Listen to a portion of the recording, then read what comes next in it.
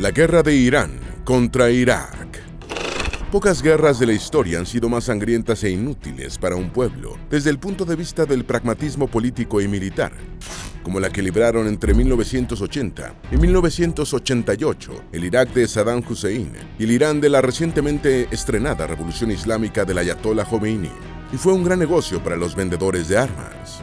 En 1979, Irak producía 3.5 millones de barriles al día de petróleo y con solo una población de 13 millones de personas. Solo en el año de 1980, Irak produjo 27.000 millones de dólares de ingresos por petróleo, gracias al alto precio del barril de petróleo, y tenía unas reservas en dólares de 35.000 millones de dólares. Es decir, un gran cliente si quieres vender armas. Al finalizar la guerra en 1988, Irak tenía una deuda de 40.000 millones de dólares, parte por la guerra contra Irán y parte porque el barril de petróleo había pasado de $35 el barril en 1980 a $10 el barril en 1986 por el declive mundial del precio del petróleo. Esta crisis en México hundió al gobierno de López Portillo, hundió al peso mexicano y llevó a la nacionalización de la banca mexicana. El vendedor de armas de Miami, Florida Sarkis Zoganalian, conocido como el mercader de la muerte, ligado a la CIA, fue el principal vendedor de armas soviéticas a Irak en su guerra contra Irán, incluidos artillería, lanzacohetes y 103 helicópteros de combate de la empresa estadounidense Hughes. Al principio de la guerra, Irak solicitó a la administración de Ronald Reagan la compra de artillería de 165 milímetros y howitzers, pero Estados Unidos se negó a venderle armas a Irak. Pero según la versión de Irak, la administración de Reagan alentó a Irak que la comprara con vendedores privados, como Sarkis Zoganalian, y la ayuda del presidente de Francia, François Mitterrand. Sarkis Zoganalian reveló toda la información en un programa de televisión llamado 60 Minutos, por lo cual la administración de Bush lo metió a la cárcel en el año de 1992. El escándalo de Irán-Contra de la administración de Ronald Reagan fue porque se reveló que la administración de Reagan le estaba vendiendo armas con valor de $47 millones a Irán en 1981 a 1986 para su guerra contra Irak. Con ese dinero, Estados Unidos planeaba apoyar a los contras de la revolución sandinista de Nicaragua y así derrotar al gobierno de Nicaragua. Tras 8 años de feroces combates entre Irak e Irán y más de 1 millón de muertos, la guerra terminó sin ganancias territoriales relevantes para ninguno de los contendientes, pero con las economías de ambos países al borde de la quiebra y con partes de sus infraestructuras urbanas destruidas. En la guerra Irán-Irak, Saddam Hussein utilizó armas químicas contra los iraníes y contra su propia población rebelde kurda. Igualmente, Irak tomó la iniciativa, respondida por Irán, de atacar deliberadamente a la población civil, bombardeando centros urbanos en la llamada Guerra de Ciudades. Irán, aprovechando su superioridad poblacional de 3-1 sobre Irak, empleó la horrenda táctica de los ataques en oleadas humanas, que le permitió obtener victorias a un escalofriante costo en número de bajas. Hoy recordaremos en este video la espantosa guerra Irán-Irak de la década de 1980, que predibujó en buena medida el mapa geopolítico actual del Medio Oriente. Antes de meternos a fondo, no te olvides de suscribirte a nuestro canal y activar las notificaciones para mantenerte al día con nuestras actualizaciones.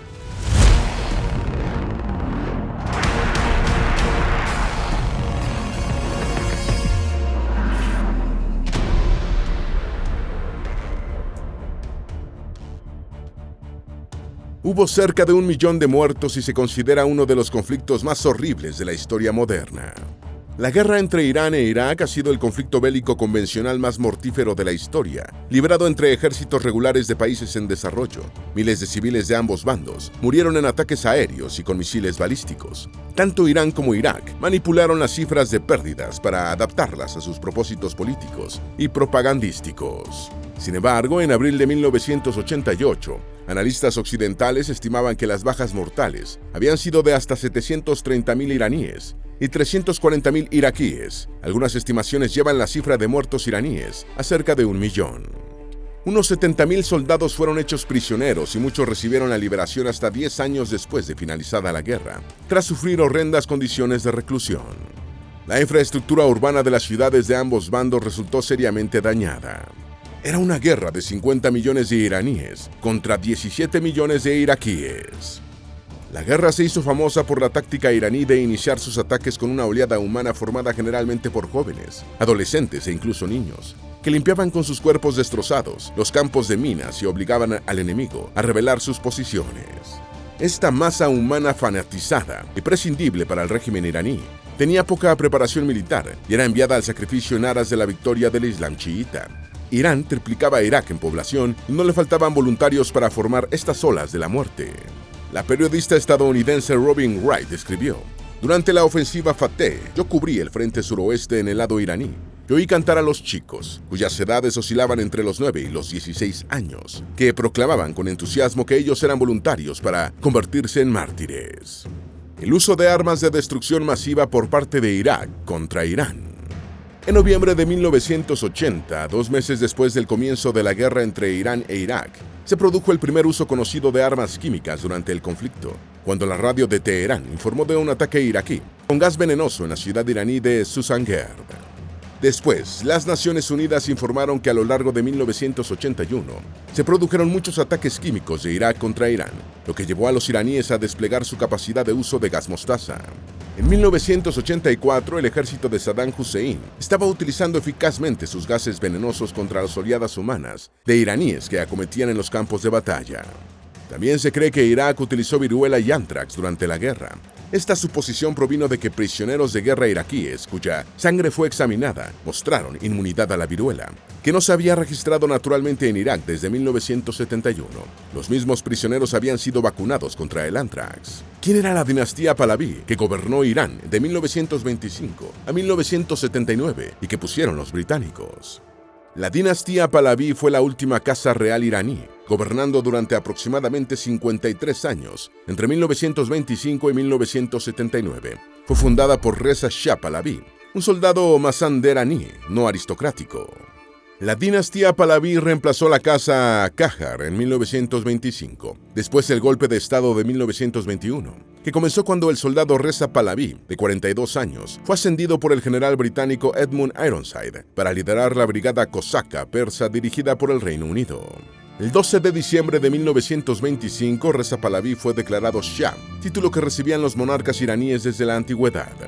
En principio, Reza Pahlaví pensaba constituir un régimen republicano, al estilo de Mustafa Kemal Atatürk en Turquía, pero desechó la idea ante la oposición de los clérigos de su país y de los británicos.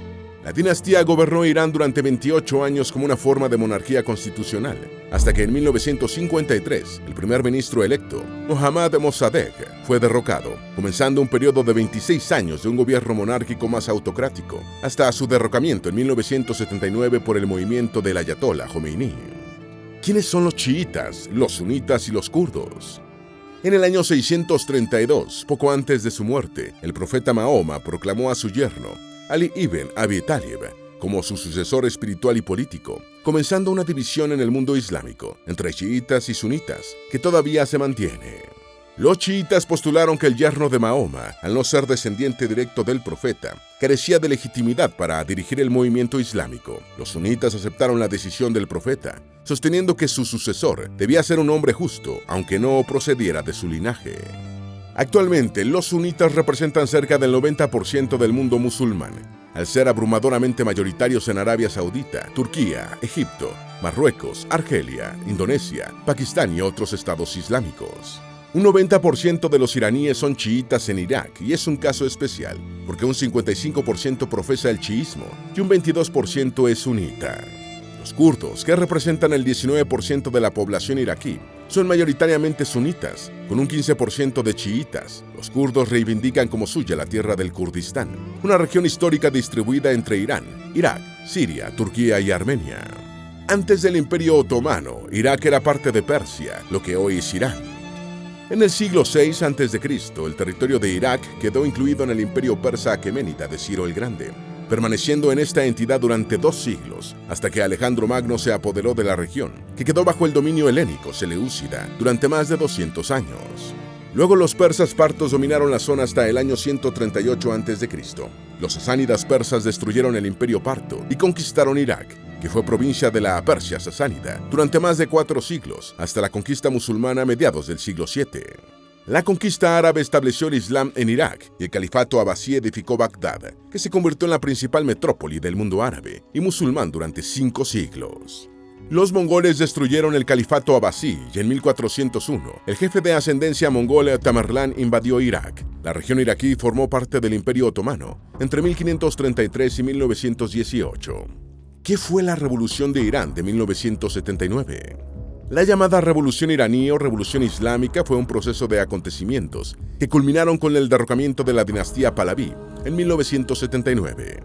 La revolución condujo al reemplazo del Estado Imperial de Irán por la actual República Islámica de Irán, ya que el gobierno monárquico de Mohammad Reza Pahlaví fue reemplazado por el teocrático del ayatolá Ruhollah Jomeini, un clérigo musulmán que encabezó una de las facciones rebeldes. El derrocamiento del último Shah de Irán marcó el fin de la monarquía histórica de Irán. El 16 de enero de 1979, Pahlaví se exilió y el 1 de febrero de 1979, Jomeini regresó del destierro, siendo recibido por millones de personas. El 11 de febrero de 1979, la monarquía iraquí fue suplantada por un régimen teocrático encabezado por Jomeini. En marzo de 1979, el 98% de los iraníes votaron en favor de constituir la República Islámica de Irán. ¿Quién era Ruhollah Jomeini y cómo llegó al poder en Irán? Ruhollah Musavi Jomeini fue un político y líder religioso islámico chiita iraní, nacido el 17 de mayo de 1900 en Jomeina, Persia, que sirvió como el primer líder supremo de Irán desde el triunfo de la Revolución Islámica en 1979 hasta su muerte en el año de 1989. Fue un ayatolá, título honorífico para los clérigos chiitas de mayor rango, y un experto en la Sharia, el cuerpo de leyes religiosas islámicas. Tras el triunfo de la Revolución Islámica que encabezó, fue elegido Hombre del Año por la revista Time en 1979, siendo descrito como el rostro virtual del Islam chiita en la cultura popular occidental. Apoyó a los secuestradores que tomaron como rehenes a diplomáticos y ciudadanos estadounidenses en la Embajada de Estados Unidos en Teherán. Emitió una fatwa que pedía el asesinato del escritor indio-británico Salman Rushdie por insultos al profeta Mahoma. Popularizó las expresiones de Gran Satán para hacer referencia a los Estados Unidos y Pequeño Satán para la entonces Unión Soviética. El presidente Carter ayudó a Jomeini a llegar al poder. En 2016, la BBC de Londres publicó un informe que afirmaba que la administración de Jimmy Carter, presidente estadounidense entre 1977 y 1981, sostuvo un amplio contacto con el ayatolá Jomeini y su séquito en el preludio de la Revolución iraní de 1979.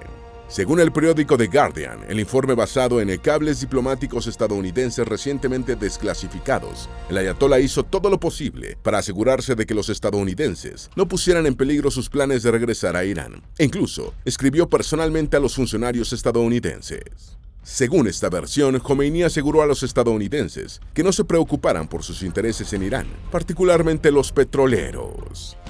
De acuerdo con el informe inglés, el gobierno de Carter ayudó a Jomeini asegurándose de que el ejército iraní del entonces, Shah Mohammad Reza Pahlaví, no lanzara un golpe militar. ¿Cómo era la violencia sectaria bajo Saddam Hussein? La violencia sectaria se desarrolló en Irak como resultado de las crecientes tensiones entre los diferentes grupos religiosos y étnicos del país, más notablemente el conflicto entre la mayoría musulmana chiita y la minoría sunita. En 1979, Saddam Hussein, un sunita, se convirtió en presidente de Irak, mismo año en el que triunfaba la revolución islámica chiita en Irán. Jomeini inició una campaña de propaganda dirigida a los chiitas de Irak, alentándolos a rebelarse contra el régimen de Saddam. En 1980, Hussein le declaró la guerra a Irán y las tensiones religiosas entre los dos pueblos alcanzaron su cenit. En Irak, Hussein se aseguró la lealtad total de los iraquíes, monitoreando estrechamente a los líderes políticos y deshaciéndose de cualquier oponente potencial. Solo 6 días después de su instalación como presidente de Irak, Saddam arrestó a 66 dirigentes de su propio partido Baas, algunos de los cuales fueron asesinados para asegurarse el total control político. ¿Qué eran los conflictos Shah al-Arab? Desde las guerras otomano-persas de los siglos XVI y XVII, Irán, entonces conocido como Persia, y los otomanos lucharon por Irak, en ese tiempo llamado Mesopotamia, y por el control del territorio de Shah al-Arab, hasta la firma del Tratado de Suhab en 1639, que estableció las fronteras definitivas entre los dos países. El río Shah al-Arab se convirtió en un importante canal para las exportaciones de petróleo de los dos estados, y en 1937, Irán y el recién independizado Irak firmaron un tratado, manteniendo cordiales relaciones durante décadas. En 1969, Irán desconoció el tratado de 1937 y dejó de pagar peajes a Irak cuando sus barcos utilizaban la vía fluvial. Entre marzo de 1974 y marzo de 1975, los dos países libraron escaramuzas en la región de Shatt al-Arab, hasta que alcanzaron un acuerdo en el que Irak hizo concesiones territoriales, entregando la soberanía sobre la vía fluvial a Irán. A cambio, los iraníes dejaron de apoyar a los kurdos que hostigaban al gobierno de Irak. ¿Qué fueron los acuerdos de Argel de 1975? Los acuerdos de Argel de 1975 fueron dos tratados firmados por Irán e Irak en la capital de Argelia en junio y diciembre de ese año para resolver disputas territoriales pendientes a lo largo de su frontera. Las disputas territoriales involucraban principalmente a la región y el río de Shatt al-Arab en Irak y a la provincia iraní de Juzestán, mientras que otra controversia política giraba en torno al apoyo iraní a la rebelión de los kurdos iraquíes. Tras sufrir una derrota en un conflicto de baja escala en el periodo de 1974 a 1975, Irak buscó un acuerdo con su vecino, que consiguió otorgando a Irán la soberanía sobre el río, mientras los iraníes se comprometieron a paralizar su apoyo a los kurdos iraquíes. Sin embargo, en 1980, un año después del éxito de la revolución iraní del Ayatollah Jomeini y de la llegada a la presidencia iraquí de Saddam Hussein, Irak invadió a Irán, comenzando una guerra de 8 años entre los dos países, y los acuerdos de Argel de 1975 quedaron en letra muerta. Irán quería exportar la revolución chiita a Irak, que tenía líderes sunitas. La exportación de la revolución islámica iraní ha sido un propósito de política exterior de Irán desde el mismo comienzo de su régimen teocrático en tiempos del Ayatollah Jomeini. En este sentido, el objetivo obvio, después de conquistado el poder en Irán, es Irak, el otro país de mayoría chiita, para aplicar el modelo ideológico, político y cultural iraní. En el enfrentamiento entre Irak e Irán en la década de 1980, se dio la situación de que siendo los iraquíes mayoritariamente chiitas, eran gobernados por Hussein, un sunita. En su libro Gobierno Islámico, Jomeini sostuvo que el gobierno debe funcionar de acuerdo con la Sharia, ley islámica tradicional, y está regido por un jurista islámico de primer nivel que ejerza la guía espiritual y la tutela política. El ayatollah añadió que como Dios no había querido ese régimen solo para Irán, no podía limitarse a este país. ¿Por qué fue la invasión?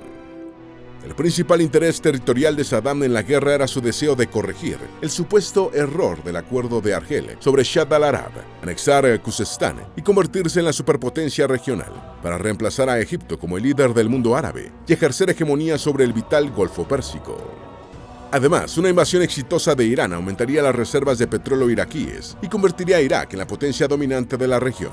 Por añadidura, para Saddam, derrotar a Irán en una guerra significaba poner fin a su apoyo a los rebeldes kurdos iraquíes. Otros estados del Golfo, como Arabia Saudita y Kuwait, a pesar de ser hostiles a Irak, alentaron a Hussein a atacar, ya que temían que se produjera una revolución islámica al estilo iraní dentro de sus propias fronteras. ¿Cómo empezó la guerra? La invasión iraquí de Irán comenzó el 22 de septiembre de 1980, desencadenando la guerra entre los dos países. Irak creía que Irán sería incapaz de responder efectivamente debido a la agitación interna causada por la revolución islámica del año anterior. Sin embargo, los iraníes se defendieron ferozmente, lo que detuvo el avance del ejército de Saddam. En 2 meses, Irak ocupó casi 26.000 kilómetros cuadrados de territorio iraní, antes de que su ofensiva fuera paralizada por la resistencia de Irán. El mismo día de la invasión, Irak bombardeó 10 aeródromos iraníes, en un intento por conseguir la superioridad aérea finalmente infructuosa. Se formó un frente de 644 kilómetros y 4 de las 6 divisiones terrestres iraquíes fueron enviadas a Khuzestán, una región rica en petróleo, para acortar el acceso iraní al Shatt al-Arab y establecer una zona de seguridad territorial. El éxito inicial de Irak en 1980. Durante los 2 primeros meses de guerra, Irak ocupó 25.900 kilómetros cuadrados de territorio iraní y destruyó 500 tanques de Irán construidos en Occidente, además de apoderarse de otros 100. Asimismo, las fuerzas de Saddam habían ganado la primera batalla de Khorramshahr y conquistado la ciudad, pero lo consiguieron en mayor tiempo del esperado, permitiendo el despliegue del ejército iraní. El 28 de noviembre, Irán lanzó la Operación Morvarid, un ataque aéreo y marítimo combinado que destruyó el 80% de la marina iraquí y todos sus sitios de radar en la parte sur del país.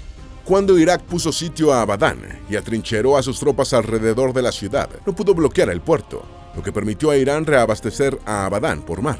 El 7 de diciembre, Hussein anunció que Irak iba a pasar a la defensiva. El punto muerto de 1981. Durante los siguientes 8 meses, ambos bandos estuvieron a la defensiva, ya que los iraníes necesitaban más tiempo para reorganizar sus fuerzas, después del daño infligido por la purga de 1979 a 1980. Durante este lapso, los combates consistieron principalmente en incursiones y enfrentamientos de artillería. El conflicto se estancó en una guerra de trincheras, al estilo de la Primera Guerra Mundial, pero con tanques y armas de finales del siglo XX. Debido al poder de las armas antitanque, como el lanzacohetes portátil RPG-7, las maniobras blindadas de Irak fueron muy costosas y, en consecuencia, los iraquíes tuvieron que atrincherar sus tanques en posiciones estáticas. Irak comenzó a utilizar bombardeos para llevar la guerra a la población civil iraní. En noviembre de 1981, el ejército iraquí estaba padeciendo de serios problemas de moral, agravadas por la estrategia de los iraníes de abrumar a sus enemigos atacando en oleadas humanas. El 7 de junio de 1981, Israel destruyó el reactor nuclear de Irak. El 17 de junio de 1981, 8 cazabombarderos israelíes hicieron un viaje de 1.600 kilómetros desde su base en Israel hasta las cercanías de Bagdad y bombardearon el reactor nuclear de plutonio Osirak, localizado en el complejo Tamuz 1, a 16 kilómetros al sur de la capital de Irak. Israel temía que el reactor, construido en Francia y casi listo para entrar en operación, fuera utilizado para el desarrollo de armas atómicas. Actuando bajo la Operación Ópera, los cazas israelíes destruyeron el objetivo, matando a 10 soldados iraquíes y un civil francés, y retornaron a Israel sin más novedades. La operación se produjo en el marco de la llamada Doctrina Begin, la cual establece que Israel hará todo cuanto sea necesario para impedir que cualquier régimen hostil del Medio Oriente obtenga armas de destrucción masiva, incluyendo las nucleares. En 1982 se dio la retirada iraquí y la ofensiva iraní. En marzo de 1982, a sabiendas de que Irán preparaba un ataque, Irak tomó la iniciativa y atacó con tanques, aviones de combate y helicópteros la concentración iraní alrededor del paso Rojavilleg. Saddam y sus oficiales asumieron que el ataque había sido exitoso, pero en realidad causó pocos daños al ejército iraní, que inició una significativa contraofensiva, utilizando fuerzas terrestres y aéreas, y su ya conocida táctica de ataques en oleadas humanas. La segunda batalla de Khorram Shah, librada entre abril y mayo de 1982, fue un triunfo para Irán, a pesar de que sus bajas triplicaron las iraquíes, 30.000 por 10.000, debido a la costosa carnicería que producían los ataques en oleadas humanas. Con su ejército seriamente dañado y desmoralizado, incapaz de controlar el territorio conquistado, Irak retiró la mayoría de sus fuerzas, redesplegándolas a lo largo de la frontera. Ante este fracaso, Hussein hizo ejecutar a 12 oficiales, incluyendo 2 generales y 2 coroneles, una medida que se haría común en el resto de la guerra. 1983 a 1984, la guerra de desgaste. En 1983, los iraníes lanzaron 5 grandes ataques a lo largo del frente, pero ninguno tuvo un éxito sustancial. Para ese momento se creía que a Irán solo le quedaban unos 70 aviones operativos, pero sus pilotos, entrenados por los estadounidenses antes de la revolución teocrática, habían demostrado una destreza superior a la de los iraquíes. En febrero de 1984 fue librada la batalla de los Pantanos, que terminó con una victoria iraní con la ya habitual carnicería, ya que tuvieron 20.000 muertos por 3.000 de los iraquíes. 4 años después del inicio de la guerra, el costo humano para Irán había sido de 170.000 muertos en combate y 340.000 heridos. Se estima que el número de muertos en combate iraquíes habían sido de 80.000 y el de heridos de 150.000. El ataque contra los buques mercantes.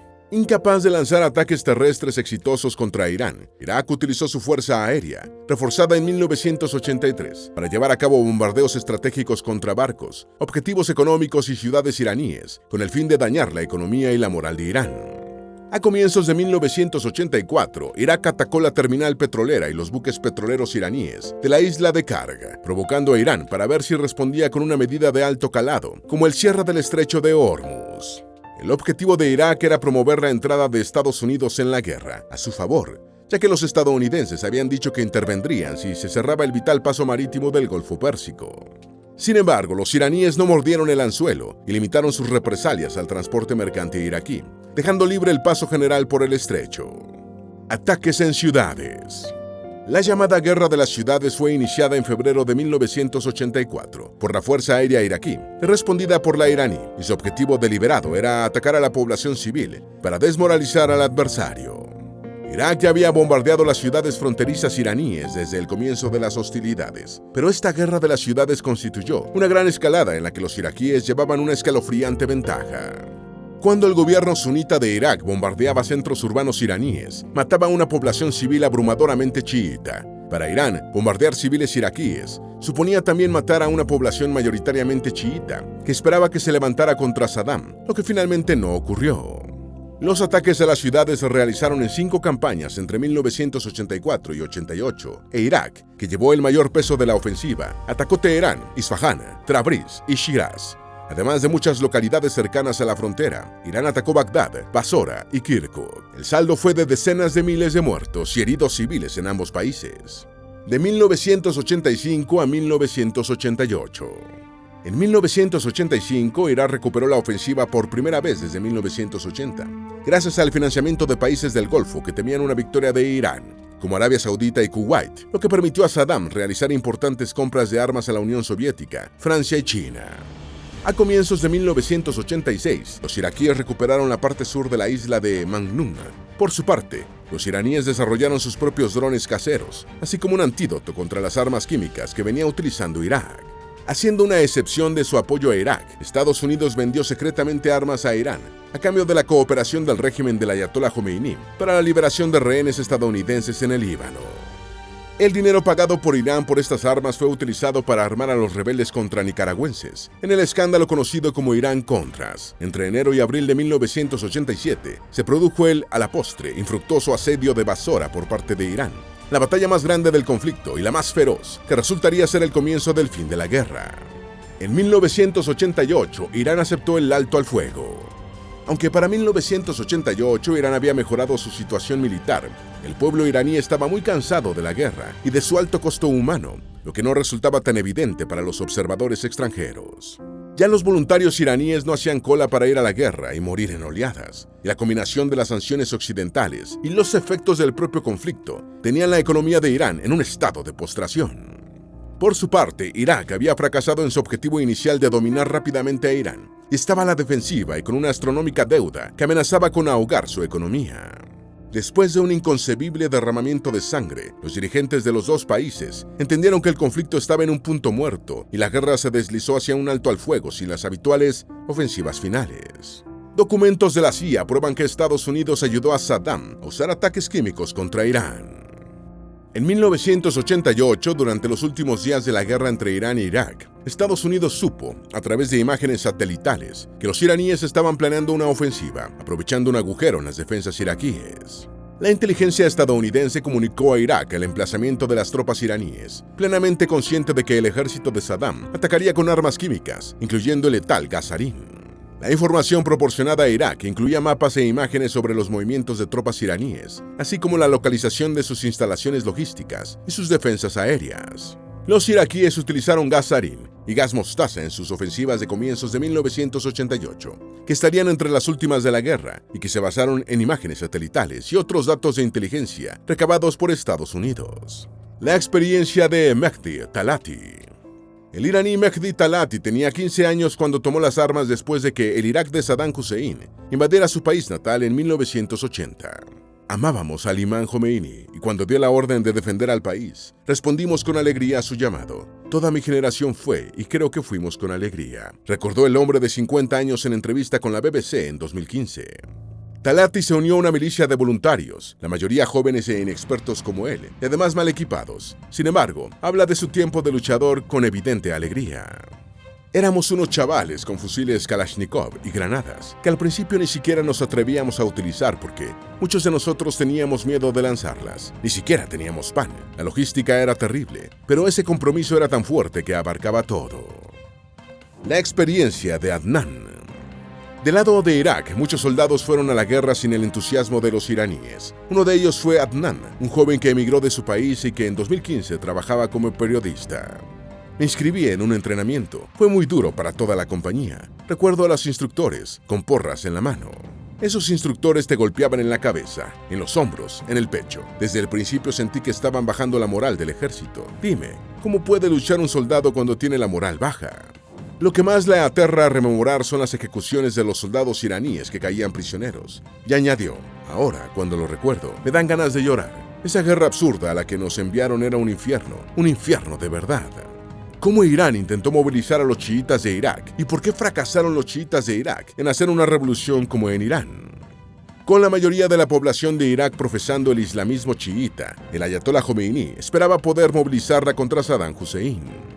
Si bien Irán trató de desestabilizar internamente a Irak por diferentes vías, incluyendo su apoyo a los rebeldes kurdos, su estrategia se centró en intentar una insurgencia de los chiitas, instándolos a levantarse contra el régimen iraquí, donde eran abiertamente discriminados a pesar de representar una clara mayoría poblacional, y alentando a los soldados de Irak que profesaban el chiismo a desertar del ejército de Saddam.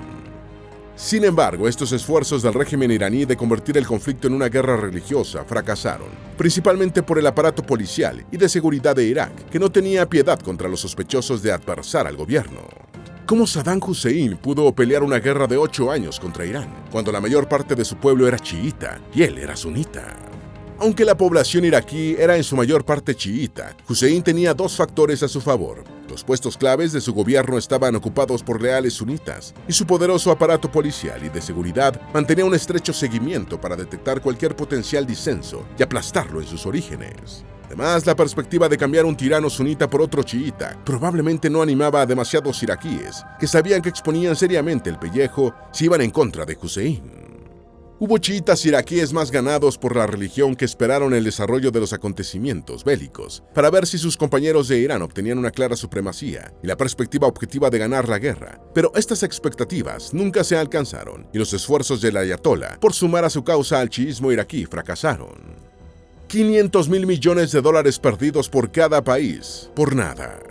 Además de una sangría humana, la guerra representó una catástrofe económica, tanto para Irán como para Irak, cuyo costo fue estimado en 500.000 millones de dólares en cada bando. Además, con la infraestructura urbana e industrial parcialmente destruida y la interrupción de las ventas de petróleo, las economías de ambos países sufrieron un colapso de grandes proporciones. La deuda externa de Irak ascendió hasta 130.000 millones de dólares. La Resolución 598 de las Naciones Unidas. El 20 de julio de 1987, el Consejo de Seguridad de las Naciones Unidas adoptó por unanimidad la Resolución 598, instando un alto al fuego inmediato entre Irán e Irak y a la repatriación de los prisioneros de guerra. El 20 de julio de 1988, los beligerantes firmaron el alto al fuego, que puso fin a las hostilidades. Tras la firma del alto al fuego, el ayatolá Jomeini dijo: «Felices los que han partido a través del martirio, infeliz soy yo porque todavía sobrevivo. Tomar esta decisión es más mortal que beber de un cáliz envenenado. Me sometí a la voluntad de Alá y tomé esta bebida para su satisfacción». Las pláticas de paz y las consecuencias en la posguerra. Una vez establecido el alto al fuego, fuerzas de paz de la ONU empezaron a vigilar la frontera. Irán e Irak iniciaron pláticas en Ginebra, Suiza, para negociar un acuerdo de paz. Ambos bandos se declararon ganadores de la guerra con el argumento de que habían frustrado las ambiciones de su oponente. En agosto del año 1990, Irak invadió Kuwait y Saddam recuperó, internamente y en parte el del mundo islámico sunita, algo del prestigio perdido por su fracaso en Irán. ¿Cómo se afectó la población de Irak con la guerra? Durante la guerra, Saddam aumentó su control sobre el ejército y la población civil promovió aún más el culto a la personalidad. Para buscar la lealtad de la población chií, Saddam permitió que más de ellos se unieran al partido Baas y a funciones de gobierno, generalmente de bajo nivel, y mejoró su estándar de vida, que era claramente inferior al de los sunitas iraquíes. La represión contra los kurdos iraquíes fue brutal, incluso con armas químicas. ¿Cómo se afectó la población de Irán con la guerra? Irán convirtió el conflicto en una guerra total, con la esperanza de fortalecer y exportar la revolución islámica, con el apoyo mayoritario de la población.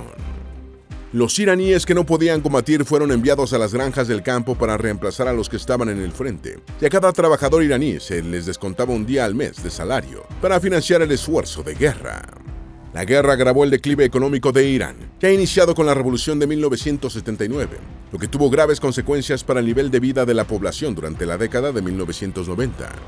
¿Cuál fue el apoyo de Estados Unidos a Irak? El apoyo estadounidense al Irak de Saddam Hussein durante su guerra con Irán se dio con el objetivo de impedir una victoria iraní, que consideraban más dañina para sus intereses. Este respaldo se materializó a través de ayuda económica directa, venta de armas no estadounidenses, venta de tecnología de baja sensibilidad, entrenamiento en operaciones especiales e inteligencia militar. El sentimiento de Estados Unidos durante la guerra quedó resumido en una frase de Henry Kissinger: «Es una lástima que ambos no puedan perder». Esperamos que este video te haya sido útil. Si tienes algo que agregar, por favor, compártelo con nosotros en la sección de comentarios. Dale me gusta a este video y envíale el enlace a tus familiares y a tus mejores amigos para que también sepan más sobre la guerra de Irán contra Irak. Si eres nuevo en nuestro canal, no olvides suscribirte. No se te olvide seguirnos en todas nuestras redes sociales, que van a estar aquí abajo en la descripción. Recuerda, un pueblo que no conoce su historia está condenado a repetirla.